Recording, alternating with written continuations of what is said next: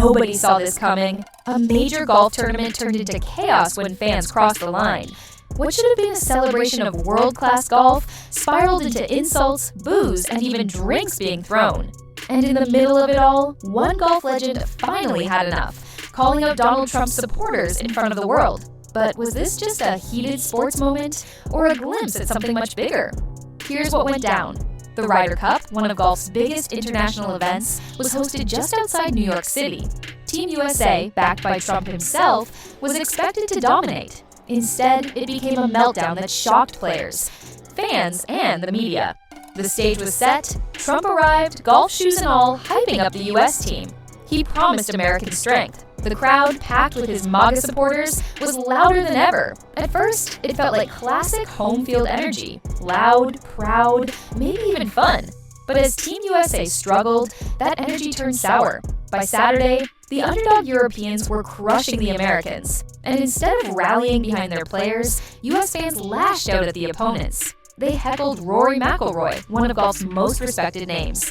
Not just about his game, but about his family, his wife, even his country.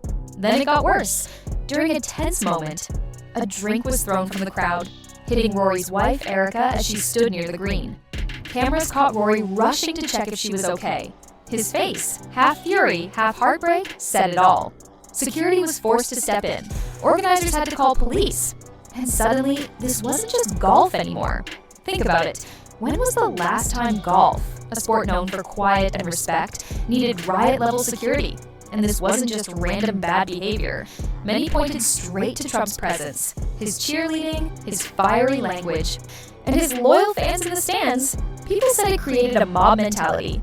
Even European players began chanting sarcastically, "Are you watching Donald Trump?" The golf world was stunned. But then came the breaking point. Rory McIlroy, usually calm and measured, went public. He said some of the abuse was over the line and that golf should be held to a higher standard. Those words hit hard, because golf has always been about self-policing. So, when McIlroy suggested MAGA fans, and by extension Trump's culture, don't share those values, it cut deep. Clips of the chaos went viral on social media. Twitter was flooded with the hashtag #MAGARuinsGolf. TikTok stitched together the drink-throwing incident with Trump speeches. And even mainstream outlets like ESPN and CNN ran with headlines calling the crowd one of the worst in sports history. But here's where it gets interesting. Not everyone agreed. Trump supporters online claimed the coverage was biased. They said Europeans were just mocking America, and the crowd was passionate, not toxic. If golf can't handle a little noise, maybe it's not a real sport. Meanwhile, critics pointed out the irony, because even Fox News host Brian Kilmeade, usually a Trump ally, admitted the crowd's behavior was embarrassing and flat-out unforgivable. That split between those defending the chaos and those condemning it kept the story alive for days. But here's the real kicker. This wasn't the first time Trump has been accused of ruining golf. Back in 2016, several PGA events cut ties with his courses after controversial remarks. And countless pros have accused him of cheating at the very game he claims to love. So when fans at a Trump-backed event acted out of line, it didn't feel like a coincidence. Now, why does this matter beyond sports? Because golf is supposed to be different. It's not football. It's not hockey. It's not chaos in the stands. Golf is built on respect, quiet during shots, politeness, even between rivals. That's why this meltdown hit so hard. It wasn't just about heckling. It was about values. When Rory McIlroy stood there, shielding his wife from a drunk, angry crowd, it became a symbol of how toxic fandom, fueled by politics, can spill into every corner of culture, even a quiet game of golf. And for Trump, it raised a bigger question. Is his influence on sports uniting Americans, or dividing them even further?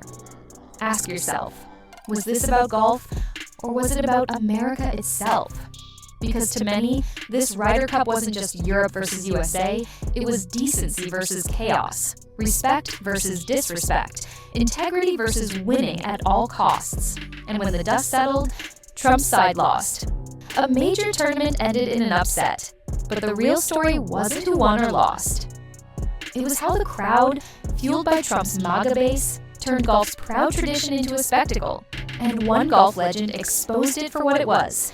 Now, the debate rages on. Were the fans just passionate patriots, or did they cross a line that golf can't recover from? What do you think? Did Trump's presence ignite this chaos, or was it just bad fans on a bad day? Drop your thoughts in the comments below. I want to hear from you. And don't forget to hit subscribe, because tomorrow we're diving into the next celebrity showdown you do not want to miss.